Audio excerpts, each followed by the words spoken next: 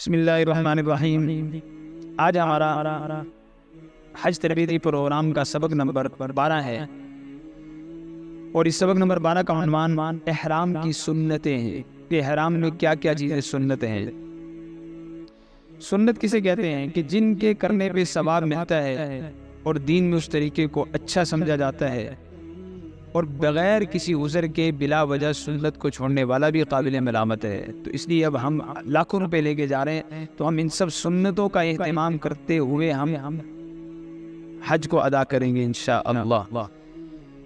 تو احرام کی 9 سنتیں ہیں، انشاءاللہ آپ کے سامنے ترتیب سے آئیں گے۔ نمبر 1، حج کا احرام حج کے مہینوں میں ہی باندھنا۔ جیسے ہم سب لوگ حج کے مہینے میں انشاءاللہ احرام باندھیں گے، کیونکہ ابھی ذی القعدہ سے فلائٹیں شروع ہوئی ہیں، تو سب لوگ یہ ذی القعدہ، یہ حج کے مہینوں میں سے ایک مہینہ ہے۔ شوال، ذی القعدہ اور ذی الحجہ، یہ 3 مہینے، یعنی 2.5 مہینے حج کے ہیں۔ سنت نمبر 2، اپنے ملک کے میقات سے احرام باندھنا ہے۔ جیسے ہم لوگ جہاز میں سوار ہونے سے پہلے ہی ہم احرام باندھ لیتے ہیں، تو یہ سنت پہ بھی ہمارا الحمدللہ عام طور پہ عمل ہو جاتا ہے۔ سنت نمبر 3، احرام کی نیت سے پہلے اپنے جسم پر خوشبو لگانا۔ احرام کی چادر پر نہیں، اپنے جسم پر خوشبو لگانا۔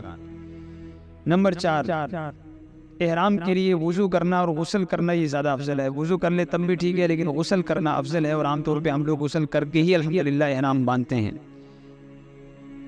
نمبر 5، 5ویں سنت، احرام باندھنے سے پہلے احرام کی نیت سے 2 رکعات نفل پڑھنا۔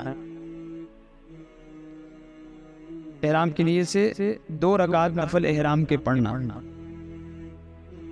6ٹھی سنت، احرام کے 2 کپڑے باندھنا، یعنی کہ ایک چادر اور ایک لنگی، جیسے ہم احرام عام طور پہ اسی طرح ہی باندھتے ہیں۔ 7ویں سنت، کہ جو تلبیہ کے الفاظ ہم سیکھ رہے ہیں، سن رہے ہیں، پڑھ رہے ہیں، انہی ہی الفاظ کو پڑھنا یہ سنت ہے۔ لبیک اللہم لبیک، لبیک لا شریک لک لبیک، ان الحمد والنعمت لک والملک لا شریک لک۔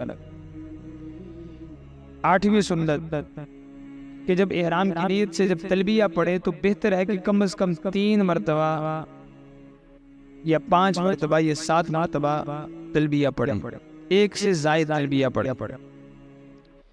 اور 9ویں سنت یہ ہے کہ تلبیہ مرد اونچی آواز سے پڑھیں گے، یہ مردوں کے لیے سنت ہے، اور عورتیں آہستہ آواز سے پڑھیں گی، یہ عورتوں کے لیے سنت ہے۔ تو یہ انتہائی آسان سنتیں ہیں، 9 سنتیں ہیں، جن میں سے تقریباً 6-7 سنتیں عام طور پہ ہم کرتے ہیں، تو 2 سنتوں کا اہتمام بھی کریں گے تو ہم ساری سنتوں پر عمل کرنے والے بن جائیں گے۔